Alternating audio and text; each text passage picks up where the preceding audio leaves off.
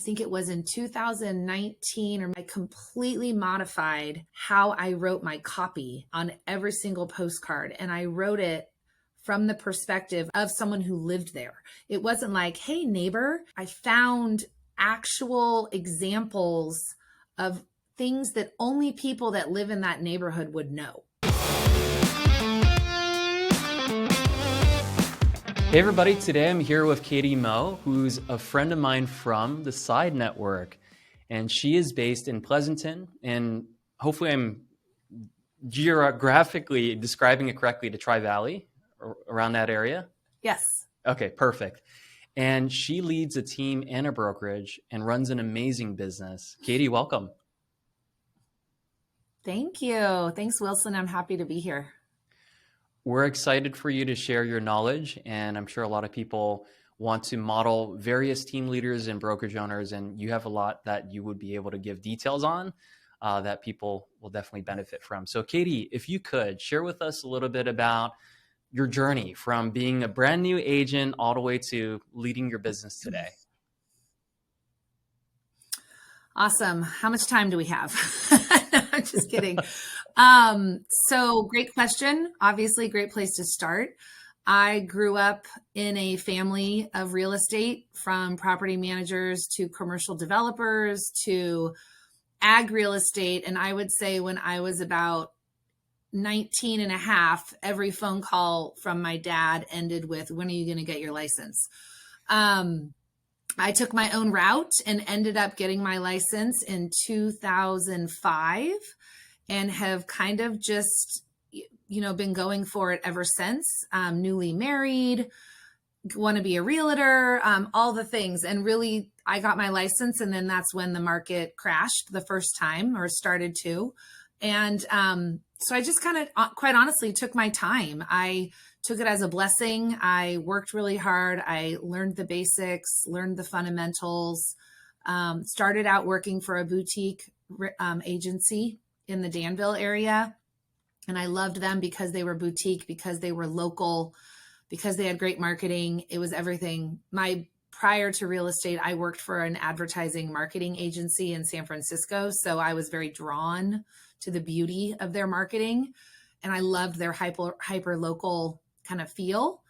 So since then, it's just kind of been a journey, quite honestly, of figuring out who I am as a realtor, who I want to be as a realtor, and who I want to be to my clients, who I want to be in my community. And I have found over time, working with various companies and mentors and people, that I finally stepped into who I wanted to be within the last couple of years when I found Side, and when Side found me.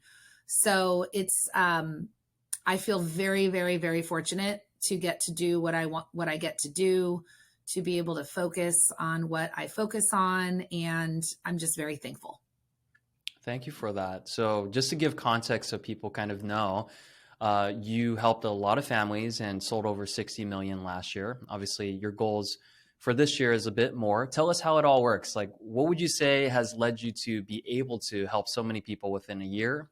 And maybe it's defined as something that you do well, a superpower, or the secret sauce. Oh my God, I love that. So gosh, there's so many layers. Obviously, having support is huge. I have an extremely supportive spouse. I have 3 kids who are very active, and I would not be able to do it without the support of my spouse. We're very lucky that his office is here in Pleasanton, so we have some flexibility. And I say that from day one of getting my license. When my twins were born, he would come home to watch the kids so I could go show a house. So very, very fortunate to have that support. I also have a team. I've started to create a support system of great people who help and know people. And I think from a superpower perspective, it's hard to say. I think patience is something that has helped me a lot, and to get there, patience and understanding. I feel that I have the ability to really listen and try to understand. I love working open houses because I can find a way very quickly to connect with someone and to figure out a way to build trust. And I think that's kind of what led me to where we are with our team with Connect. Over the last couple of years, people would text me at least once or twice a week. And, you seem to be the kind of person that would know where to get a puppy. Like, how do I find a breeder? Or, hey, we just did a book drive and we have all these books. What's a local nonprofit that I could donate these to? So I found myself playing this role of a connector, a community connector that started to transcend real estate, not just I need a plumber, I need a contractor, I need to get my house painted. It started to expand. And I think that when I really started to take a step back and look at that role that I had started to play in my community, that is when I really stepped into who I am and who I want to be as a business owner and a realtor. Now it makes sense where Connect Homes comes from. So thank you for sharing Yes. that. And I love that you led with having a very supportive cast around you. It started with family, and then of course the team and the patience and understanding. I am curious because let's say there's people out there, they're running their business, and they want to be that community connector. I guess if you had to describe what draws people to you to ask you those questions in maybe their assumption that you would know, like, what do you think, whether it's an attribute you have or the values you kind of embody, like what is it that draws people to you and ask you the questions? So I think some of it is humility. I'm not afraid to say I don't know the answer, but I think what I also do in those instances is I go find it and I follow up with the answer. So I believe that I've proven that if I don't know, I'll go get it for you. So it's kind of that problem solving part of me. I love to solve problems. And I also have this internal drive to help, to feel like I'm being of service to people. So I think that just over the years, that kind of consistent, my best friend in college at my wedding stood up and said that I'm like, one day I'll be running the PTA. I'm like the first to volunteer. I'm the first to raise my hand. And it's true. I love being involved. I love being a part of things. I have learned to say no. I've learned to have boundaries, which is also important, but I love being of service. And so I just think over time, having a genuine connection to people and figuring out a way to help people, like it just is something that I thrive on. Thank you for sharing that. I feel like sometimes when you embody, you said humility, you're a person of your word, you have your internal drive to help. That doesn't always necessarily translate into, for example, in a year, how many families or individuals you're able to help and how many properties you're able to represent. I guess earlier in your career, how did you, apply yourself to be able to, for one lack of a better way of saying it, make a living? But also can you give us a little bit on that or speak upon that too? So you're basically wondering, in early part of my career, kind of how did that begin? How did I nurture that? Yeah, I guess maybe another way of rephrasing that is, sometimes we say good guys or good girls finish last because we want to do the right thing. We don't shortcut the process, right? And sometimes we don't see the results right away. So I guess how were you able to apply this but be so patient? Because patience is one of your key words that you had mentioned too. Yeah. Okay. So yeah, I think that all that good girl aside, I'm very competitive. I was a competitive athlete. I grew up with 4 brothers and a stepsister, and we all were very competitive with each other. So that's in me. I mean, without a doubt, if we're having a conversation, like I'll show up, So I think there is that underlying competitiveness and drive to be successful. But I also think that I don't let it, it's not my guidepost. I have for sure, I lead from a place of abundance. I understand that there is someone for everyone. You know as well as I do in this business, you got to get your skin thick real fast, because the person that you thought was going to list your house or have you list their house doesn't. And it never, I mean, I tell my teammate or people on my team this, 17 years in, it still stings when it happens. And you just have to figure out, how do you pick up and move on? So I think for me, that trying to stay in a place of abundance and understanding that there are many people out there is kind of the why I never give up and why I keep pushing. I find myself driving down streets in my town and neighboring towns, and I will count the houses and be like, I just drove by 25 houses and I don't know one person. How do I get to know one person that lives on this street?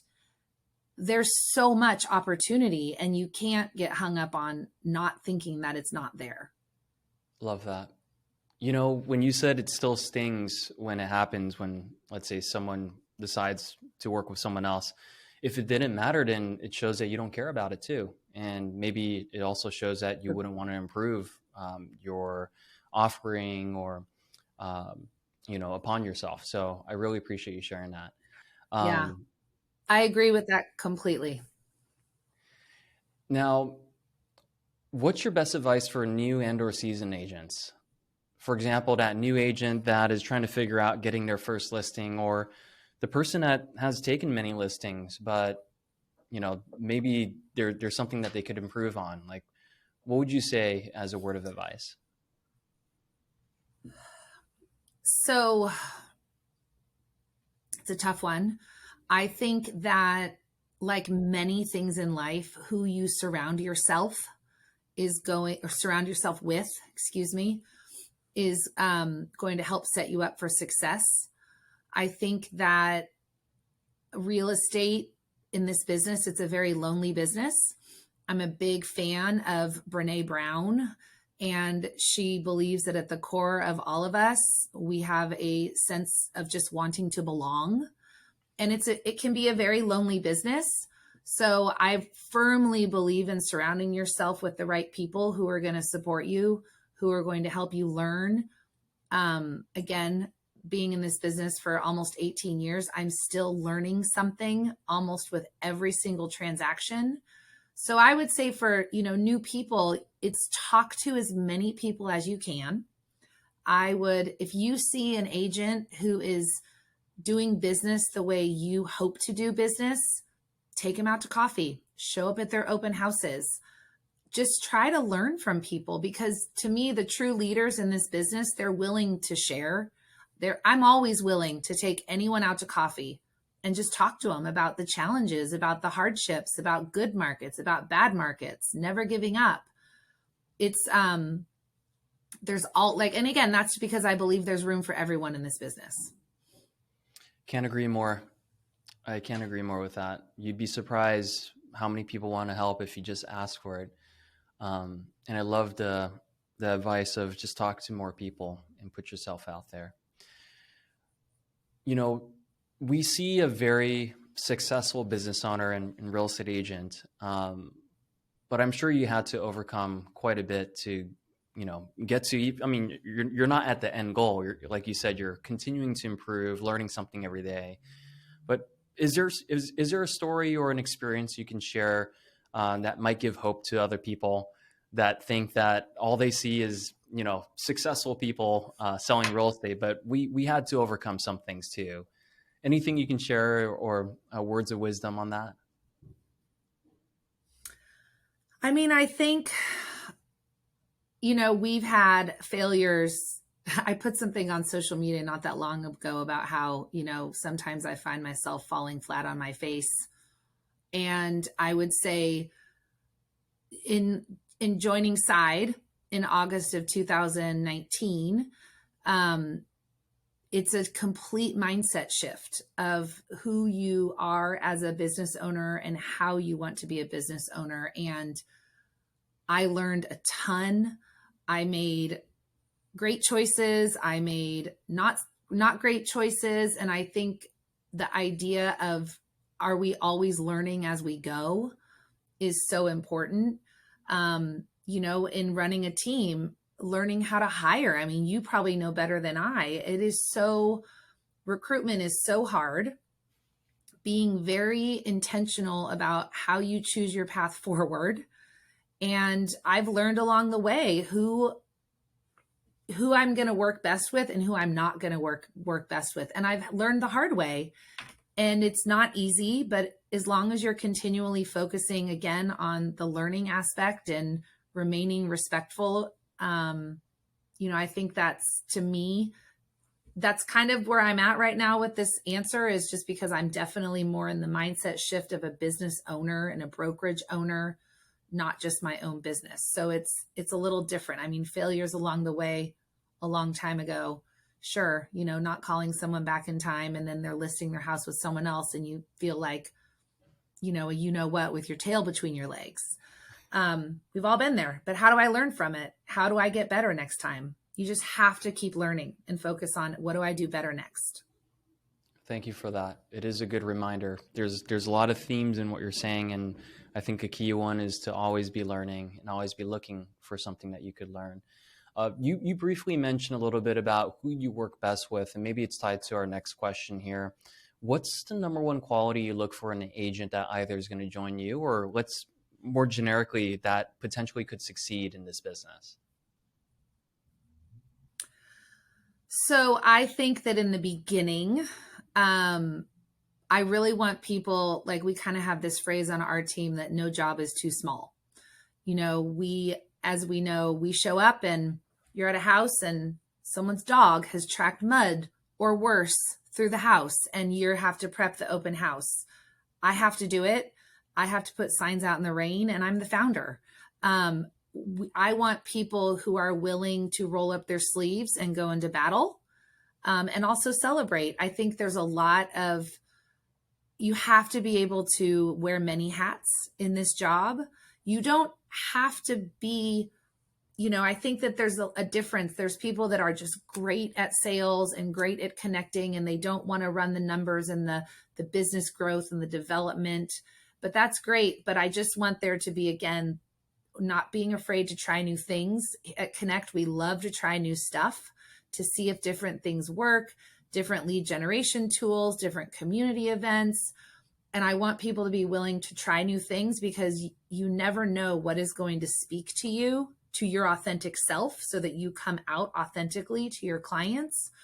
But I think that not being afraid, to try new things, and also the ability to just kind of wear many hats and roll up your sleeves and work with the team. Love that. Thank you for sharing that. It resonates a lot with me too, because there's days that I'm the last person in the office and I still have to pick up the trash that someone left behind and put it in the trash can, or take out the trash bag and put it outside in the trash can. So it makes a lot of sense that we have to be willing to do everything. Now, you mentioned team. Maybe we can dive a little deeper on what the team looks like. Can you share with us, who's involved, how many people there are, and maybe the next, leading into that is who's like your ideal client, and or what's your number one lead source at this time? Okay, so we have a team of 6. With our team, I'm the founder. I have a full-time marketing manager who makes everything look pretty. She's amazing. Does a lot of our management of our online assets and just stuff like that. She's amazing.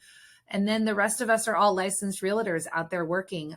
Locally, we have 1 all East Bay, 1 in Oakland, 3 in Pleasanton, and then we actually have a team member who just recently relocated to Tennessee, but she was a longtime East Bay member. So she's still very much in touch with Danville and does a lot of work with her clients there, which is fun to figure out. It's a new challenge for me, but really great. So, yeah, really just a fun team. We are all very deeply committed to our community. Community service is at the forefront of who we are. And a lot of what we do, it's kind of how we create connection with our clients and with our community. So we do a lot of focus on that. And the people that come to our team, we make sure that they have a strong sense of service and wanting to give back. So that's really important. And I think that really what happens as a result of that, our lead source is kind of who we know. I do have a geographic farm that I've been working in for years. I think at this point, about 7 or 8 years. I've got about 30% market share in that farm. My goal is to increase that this year, my market share. But predominantly, the rest of my business is all sphere of influence and referrals and past clients. We do a little bit of online stuff, but I think our mission is to be very, very focused on our local market and our local communities. So people find us because one of the things that we do is we go out and try to create strategic partnerships with local small businesses in our community and increase our brand presence and brand awareness through those partnerships. Makes sense. And, we probably built our business similarly. I don't have 20% market share, more so like 10, but farming is definitely a big part of it too. And I think probably how you've been able to grow that further than 10 is the community involvement that you kind of mentioned. If someone were to start a new farm, I guess what's your 3 steps of advice, or what do you have to say for that in case that's something that they want to build as well? Yeah, no, farming was something I resisted for a long time. And then I just felt I had to diversify my funnels for my leads.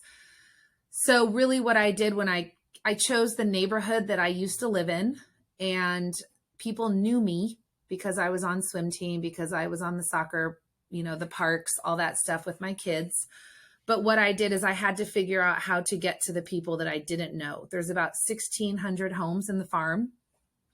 And I did a 7x7 campaign when I really kicked it off. I did 1 postcard every other week over the course for seven postcards, introducing myself, introducing my team, talking about my stager, talking about my process, a little bit of, sales volume to give a little proof of production, some professional credibility. So I did that 7x7 campaign. And then I just was consistent. Everyone will tell you with farming, it's consistency. And it took me, I noticed that there was not one agent that was getting all of the listings. It was this person or this person. It was very random. So I noticed that there was inconsistencies. And so I decided that I just needed to up my game. I did really start to try to build community. I do 2 community service events a year in the farm. I also, during COVID, I did scavenger hunts. I dropped off sunflower seeds. I tried to do things that were very personal to that neighborhood. I think that was a huge differentiator for me. I noticed, I think it was in 2019 or maybe 2020, I completely modified how I wrote my copy on every single postcard. And I wrote it from the perspective of someone who lived there. It wasn't like, hey, neighbor. I found actual examples of things that only people that live in that neighborhood would know. Because there are a lot of people that live in my farm that have been there for 25, 30 plus years, and they love their neighborhood. They have pride in their neighborhood. So I tried to tap into that feeling. And I will tell you, last year I had 9 listings in the farm. Not one person was under the age of 60. And it was that exact demographic that I very intentionally tried to get into that I got into. So it was awesome. I thought it was a huge win. Huge win. There's a lot to take away in what you just said. If someone wanted to start a farm, from the 7x7 to the copy, to the intentionality of your approach. So I really appreciate that detail. I'm sure people are going to reach out to you. We're going No to problem. Sorry. ask you what's the best way people can find you. But before we get there, can you share with us what excites you most about your future? Whether it's your own production, the business you're building, what comes to mind? So what excites me most, I'm going to lead with personal, is that I have 3 daughters. 2 are in high school and 1 is in 7th grade. I have a very hardworking husband, and I feel like we're in a really, really sweet spot. Our kids love to be around us. They're very busy. They're happy. We're traveling. And so I'm really actually trying to stay there and stay focused on being there, which part of the reason I can do that is because I have this awesome team. And so I love that I have people around me with Connect and with Side that believe in the same, future that we want to have. We all want to grow, but we all want to serve as to the best that we can. I feel like what we are trying to do at Connect, no one is doing in our market. And I'm really excited to see us make that come to life a little bit more. Connect has been around since March of last year, and I want people to see our brand and just know that we are about our community and are about our people.